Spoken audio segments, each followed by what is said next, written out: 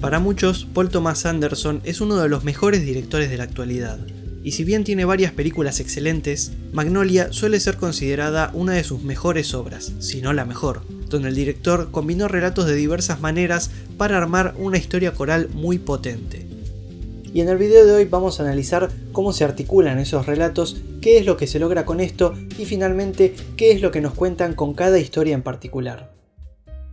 Primero veamos cómo se organizan estos relatos que se van desarrollando a lo largo de un mismo día. En principio, las historias tienen como elemento en común encargarse de develar a la verdadera persona que hay detrás de la apariencia superficial, como el niño y el hombre sin amor tras la apariencia de ser un sabelotodo, el niño abandonado tras el gurú de la seducción, el amante comprensivo tras el policía recto, el abusador tras el anfitrión carismático y la víctima de abuso tras la adicta. Y a su vez podemos dividir a los protagonistas en dos grandes grupos ligados a la violencia. Así, los personajes o son padres que hicieron mal las cosas con sus hijos o son víctimas de esos malos padres, salvo por el policía y el enfermero que lo que hacen es asistir a uno u otro bando, vinculando así a los protagonistas mediante los errores que los padres cometieron contra sus hijos y cómo eso influyó en la formación del carácter de los niños. Entonces, por un lado tenemos a las víctimas, Claudia, que fue abusada por su papá, Frank, cuyo padre lo abandonó a él y a su madre, Stanley, que sufre la violencia de su progenitor, y Donnie, que de niño sus padres le dilapidaron el dinero. Y por otro lado están los victimarios, Jimmy, que abusó de su hija, Earl Partridge, que abandonó a su hijo y esposa, y también se podría incluir en este grupo al padre de Stanley y a los de Donnie. Y todos estos casos se encuentran hilados temáticamente por una gran pregunta final.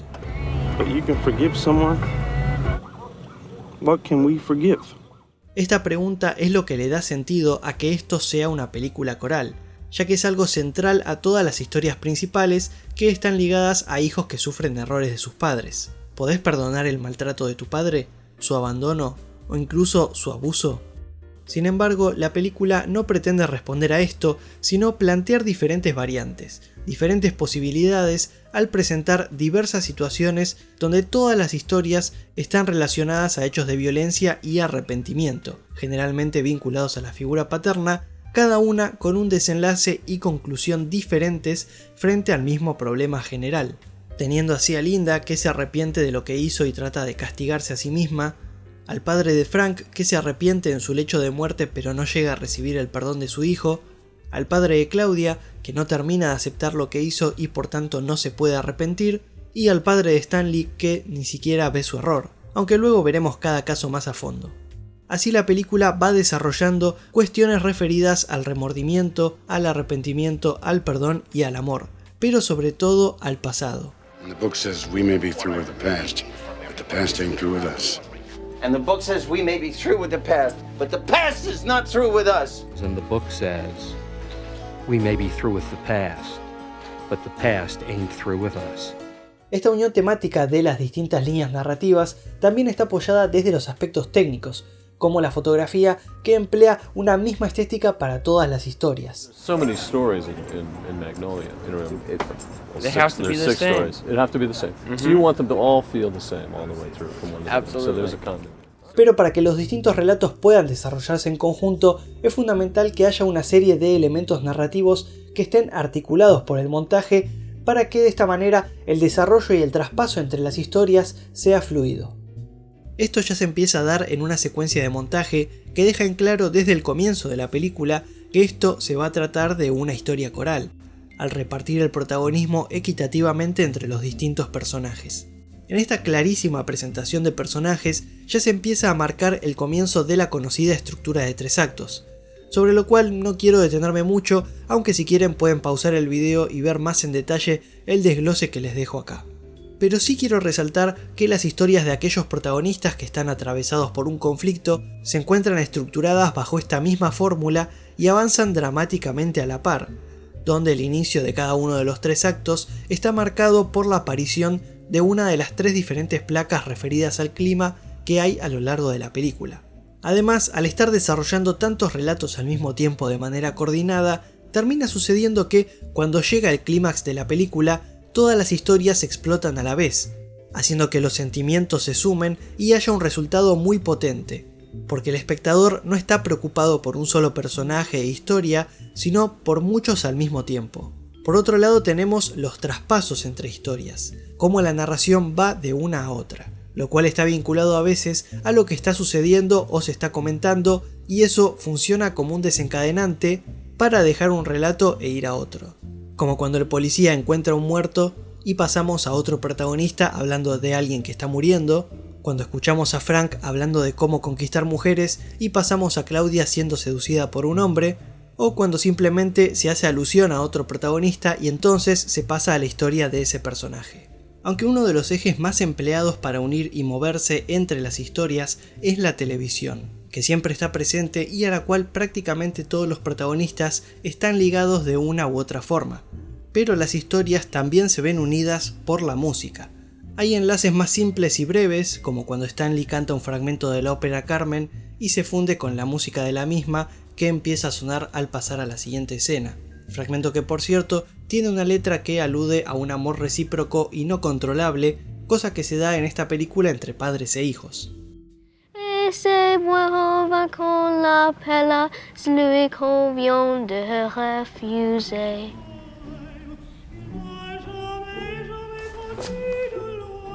Pero también hay enlaces musicales más duraderos, como en la secuencia de presentación de personajes donde suena One, una canción que muestra que todos los protagonistas se encuentran solos en algún aspecto,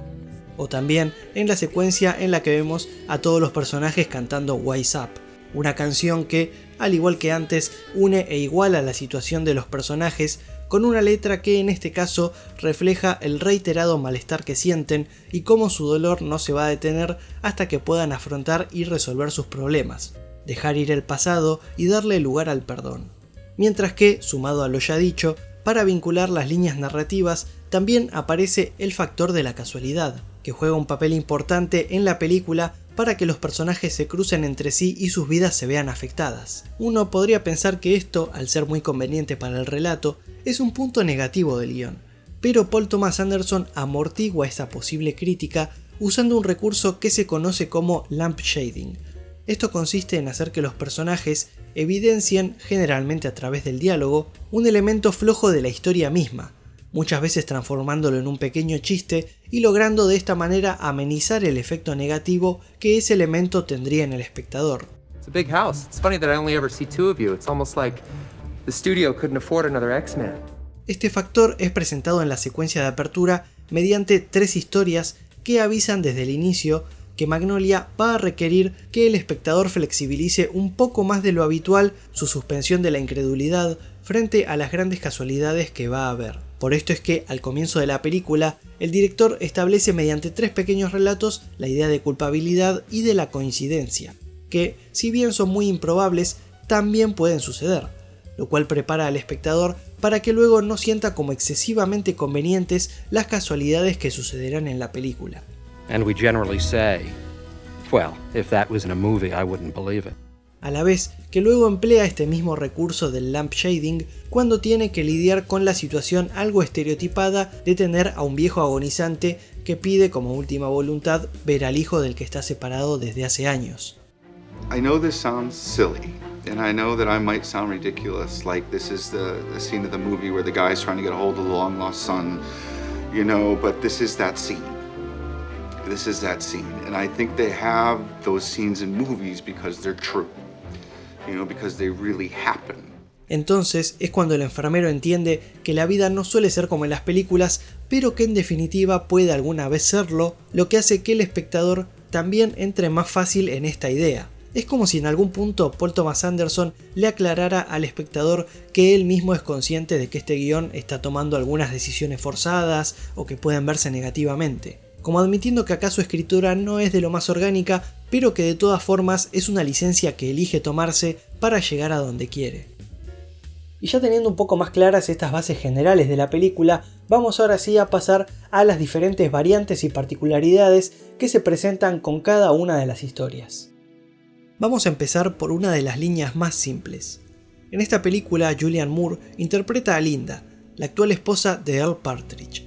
Ella se casó con él por su dinero y le fue infiel, pero ahora se arrepiente de lo que hizo. porque con el paso del tiempo descubrió que realmente ama a Earl y se siente mal por haberse aprovechado de él. Antes comenté que cada historia es una variante de una situación de arrepentimiento, y acá Linda es la persona que no busca el perdón a través de a quien perjudicó, que en este caso sería Earl, sino que intenta redimirse por fuera suyo, intenta arreglar su error sin confesárselo. Es así que busca enmendar su pasado rechazando la herencia que recibiría tras la muerte de su esposo, ya que ese dinero fue el desencadenante de lo que hoy es su dolor, porque esa herencia es un recordatorio de sus intenciones iniciales al casarse con Earl, de lo que hizo mal y de la persona que era. Pero Linda se da cuenta de que si bien no puede aceptar la herencia, tampoco puede rechazarla porque iría para Frank, por lo que no puede hacer nada para darle un final justo a la herencia de su esposo. Así, Linda intenta suicidarse porque no se cree digna de recibir ese regalo de la persona a la que se arrepiente de haber engañado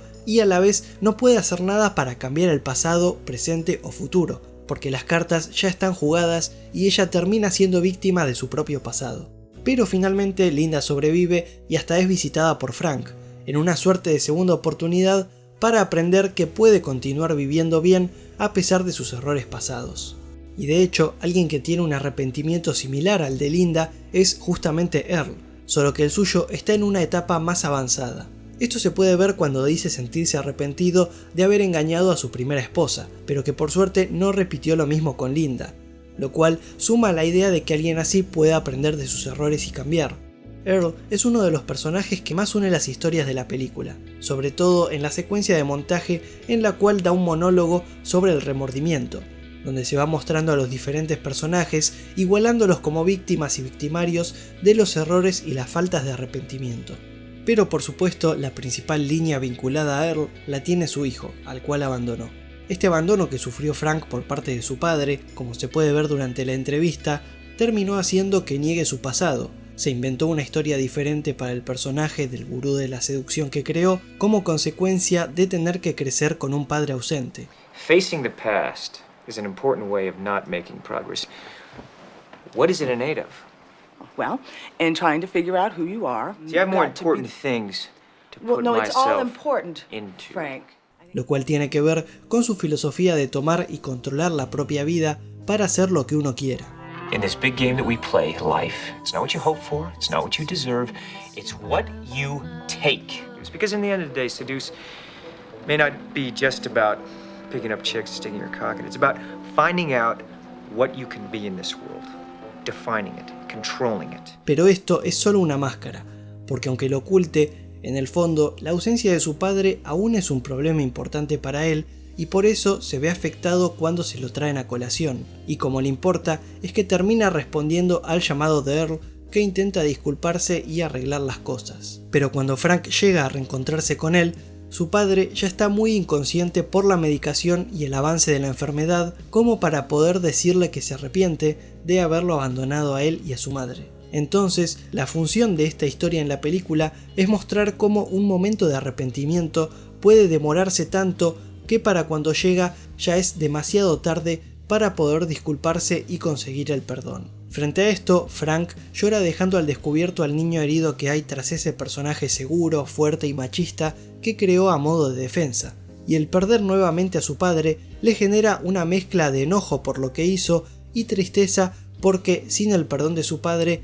Frank tampoco puede terminar de pasar página, no puede subsanar el dolor de su niño interior y tendrá que continuar viviendo con esa herida abierta. Y así como Frank es víctima del error del pasado de su padre, Donnie también lo es, quien fue un niño sabelotodo que ganó una fortuna en un programa de preguntas y respuestas, pero sus padres le dilapidaron el dinero y hoy parece que lo único que le queda y lo caracteriza es ese pequeño momento de fama que tuvo en el pasado. Al comienzo de la película, Donnie, a pesar de que vemos que no los necesita, intenta ponerse aparatos, frenos o brackets, depende de cómo les digan en tu país, pero luego nos enteramos que es porque pretende usarlos como un intento por llamar la atención del chico del bar que le gusta. Y para él esto es tan importante que lo lleva a comprometerse económicamente e incluso a robar dinero, pero termina cayéndose y acabando con los dientes rotos, lo cual genera una ironía fuerte, ya que al principio se quería poner los brackets por una razón equivocada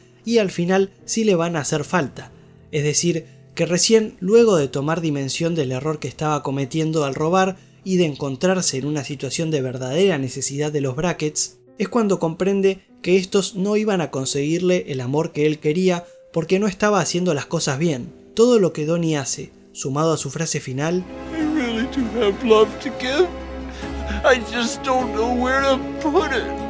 habla de la desesperación y problemas relacionados a los vínculos sociales que tiene, ya que elegir ponerse brackets para lograr llamar la atención de alguien no es una forma normal de socializar. Todo esto porque no sabe cómo vincularse amorosamente a causa de que él nunca fue amado ni siquiera por sus padres. Al mismo tiempo, siendo que ambos tienen como principal característica el ser un niño sabelotodo y que además concursaron en el mismo programa, Donnie representa el futuro que le puede deparar a Stanley si éste continúa avanzando y dejando que su padre siga dándole órdenes y violentándolo, ya que la historia de Stanley es el pasado de Donnie y el error de sus padres repitiéndose en el presente. De hecho, a Stanley vemos que lo valoran únicamente por su conocimiento, lo tratan siempre como si no fuera nada más que un niño sabelotodo, y esto es justo lo que le pasó a Donnie. Esa percepción que los demás tenían de él lo terminó convirtiendo en alguien que solo está caracterizado por un hecho pasado, incapaz de ser algo más. Pero Stanley tiene una desviación respecto a lo que le pasó a Donnie, cuando se harta del trato que recibe y elige tirar por la borda el concurso para priorizar su bienestar, y se termina de distanciar aún más de él y ese posible futuro, cuando al final de la película le dice a su padre que debe tratarlo mejor, a la vez que Stanley podría ser el arrepentimiento futuro del padre maltratador si este último no cambiara su actitud, en algún punto parecido a lo que sucede entre Claudia y Jimmy, dado que Claudia en su pasado fue otra víctima del maltrato de su padre, pero esto no lo sabemos sino hasta el final de la película, ya que al comienzo se nos muestra a Claudia como una persona que parece tener una vida y comportamiento complicados, en parte gracias a la primera interacción que la vemos tener con su padre, Jimmy, cuando él viene con una buena actitud y hasta con la noticia de una enfermedad terminal, pero aún así ella no se conmueve y lo trata mal, lo que en un principio hace parecer que el padre es una víctima del comportamiento de su hija descarriada, aunque al final comprendemos que la cosa es más bien al revés, cuando nos enteramos que el padre de Claudia abusó de ella cuando era niña, lo cual da vuelta a la situación y cambia nuestra percepción de toda la historia respecto a quién hizo las cosas mal, porque ahora entendemos qué fue lo que llevó a Claudia a ese estilo de vida y por qué rechaza tanto a su padre. Y si bien sobre el final de la película Jimmy se arrepiente de haber engañado a su mujer, no logra arrepentirse de haber abusado de su hija. A diferencia de Earl Partridge, no puede sentir arrepentimiento por lo que hizo porque ni siquiera lo termina de aceptar aunque esté muriéndose. Y por tanto, se vuelve imposible conseguir un perdón y dejar el pasado atrás, incluso a pesar de que tal vez Jimmy hoy pueda ser una persona diferente. Así, esta historia nos muestra cómo es menester aceptar un problema en orden de poder recibir el perdón y dejarlo atrás. Y este problema del pasado del padre que no puede cerrarse hace que en el presente Claudia siempre esté sola y le cueste volver a crear vínculos afectivos fuertes con otra persona. Por eso es que solo tiene relaciones fugaces y cuando conoce al policía tiene tanto miedo de acercarse emocionalmente, porque teme que la lastimen como lo hizo su padre. Hecho que se ve resaltado porque, si bien se usan diferentes diminutivos para poder diferenciarlos en la película, su padre y su pretendiente se llaman igual. Porque paralelo a este problema, Claudia conoce a Jim, un policía honesto caracterizado principalmente por su fuerte sentido de justicia y de hacer lo correcto, quien va a ir estableciendo una relación con Claudia, pero a lo cual se le interpone el estilo de vida de ella, que está alejado de ser algo tranquilo, como el tipo de relación que al comienzo de la película Jim dice que busca. I'm really interested in meeting someone special who likes quiet things. My life is very stressful and I'd hope to have a relationship that is very calm and undemanding and loving. Claudia tiene un estilo de vida aparentemente incompatible con el de Jim, y que él como policía de hecho debería reportar por algunas de sus prácticas. Pero debido a los sentimientos que le despierta Claudia, durante la película Jim se replantea y flexibiliza sus ideales y su sentido de lo que está bien hacer. Así, Jim va aprendiendo a juzgar teniendo en cuenta el pasado y el contexto de la persona, que es justamente lo que ignora al comienzo de la película cuando arresta a Marcy, sin saber que ella mató a su esposo como un acto de defensa frente al hombre que golpeaba a sus hijos. aunque no tiene mucho sentido ahondar en eso ahora porque es parte de la historia que finalmente eligieron dejar fuera de la película. Cuestión que esta transformación de Jim se termina de dar cuando se cruza con Donnie y oye su historia, dos personajes unidos por los problemas en su búsqueda del amor. Porque si bien él como policía debería haberlo arrestado por lo que hizo, tras escucharlo entiende que hay que considerar el contexto de la persona, todo lo que lo llevó a eso, incluido el pasado. People think if I make a judgment call that's a judgment on them, but that is not what I do. And that's not what should be done. I have to take everything and play it as it lays. Sometimes people need a little help. Sometimes people need to be forgiven. And sometimes they need to go to jail. Entonces, por consecuente, Jim comprende que, para darle lugar al amor y que su relación con Claudia funcione, tiene que flexibilizar sus ideas para comprender y tolerar algunos de los problemas y actitudes presentes, que a la vez son una consecuencia del error del pasado de su padre. Así, mientras suena la canción Save Me, Jim finalmente decide volver con Claudia a pesar de las dificultades, porque comprende su necesidad de ayuda, porque hacer cumplir la ley a veces puede no ser lo correcto y no siempre es la mejor manera de salvar a alguien. Y porque, si bien no podemos cambiar el pasado, sí podemos modificar el presente para alterar el futuro, nuestro y de otra persona.